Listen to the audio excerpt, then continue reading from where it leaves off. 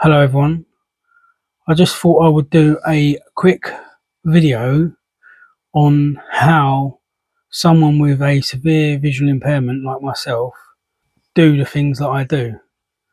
So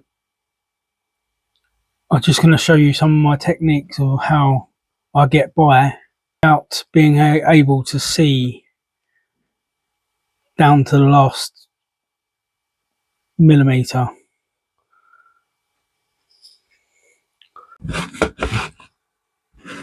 So for all of my marking out I have to use a Sharpie.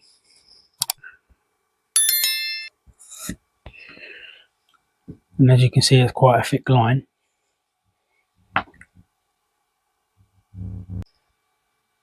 In my last video I had to set some hinges out on the box, and instead of struggling to measure, what I normally do is decide on a nice distance from the end, and then I'll use my combination square and then that way the hinges will be an equal distance from each end of the box.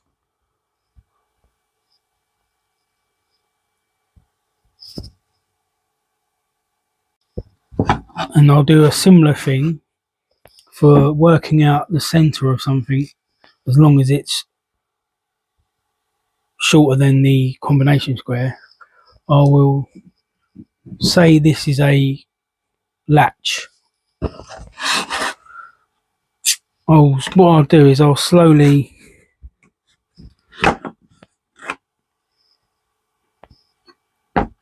move the hinge and adjust the combination square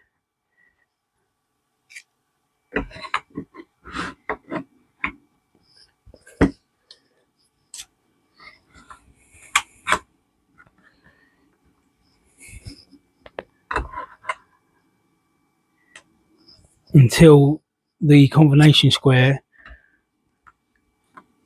hasn't got a gap on either the side. Also, there's an equal gap on either side, I should say.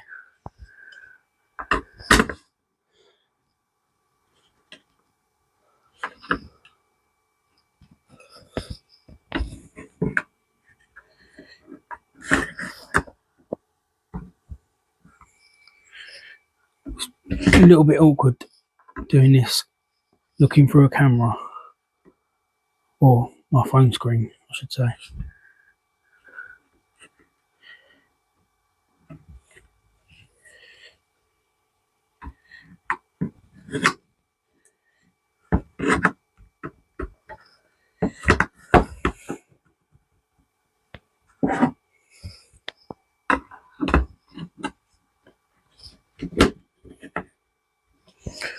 But it's just for demonstration purposes.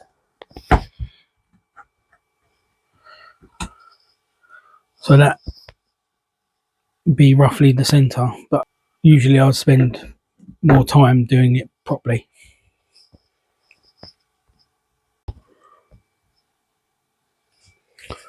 Whenever I'm driving in screws, normally I use my fingers to feel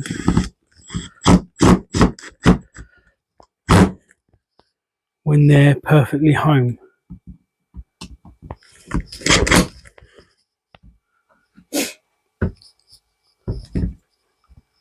And if I'm ever using nails, which is extremely rare, same thing. I can feel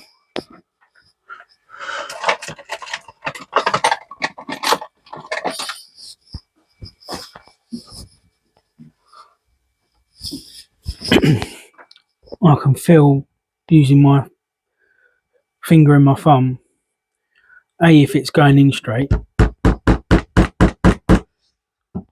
and B, how far in it's gone.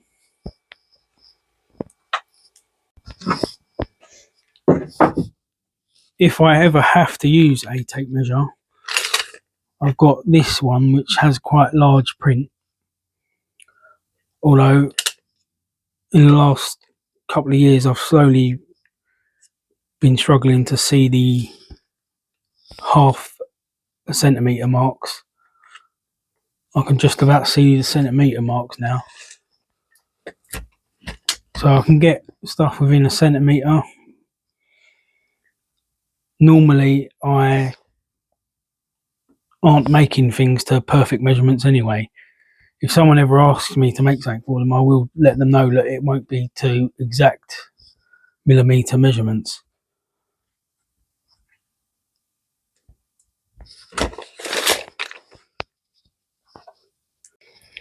Using things like the router, I use all bearing guided bits, and you can feel when you're not perfectly flat, as most woodworkers probably know as well. If I'm ever cutting something at the chop saw, with my thick black line, I will always cut it half a centimetre into the waste. And if it's something that's got to be more precise, I will sneak up on the cut a blade thickness at a time, or half a blade thickness at a time. Same for the table saw. I will just gradually move the fence over until I get the piece of wood to the dimensions that I need it to be.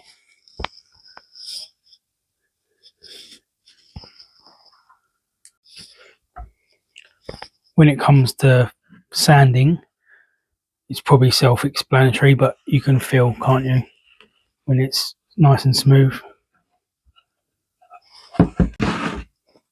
The other thing I use a combination square for is if I have to get fixings along a piece of wood in an even, just like to set out fixings evenly, I'll decide on a nice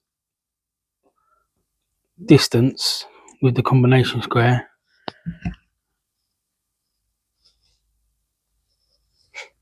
and I'm doing this cack-handed at the minute, but you get the idea.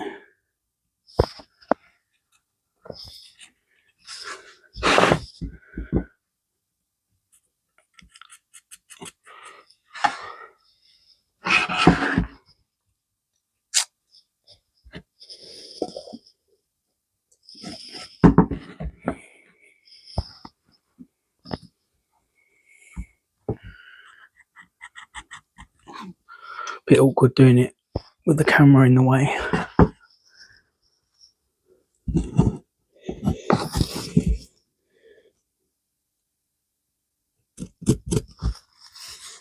But you get the idea. When it comes to getting things square, what I do is I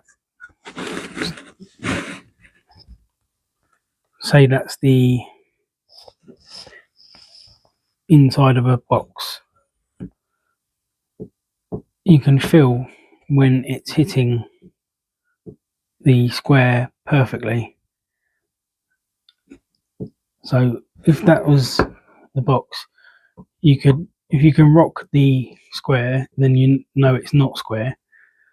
Also, if it's like that, you can rock the square like that, and you know it's not square.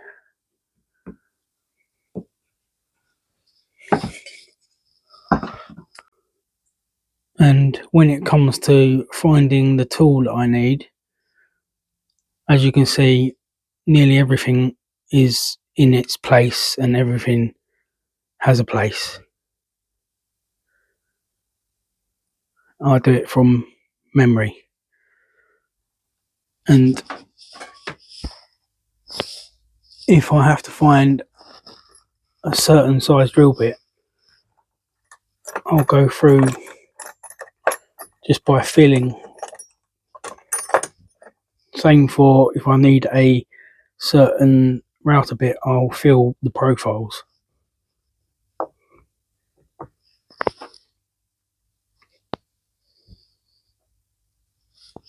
Same for pliers and snips and whatnot. But yeah, that's some of the ways I get around my visual impairment when I'm doing my woodworking.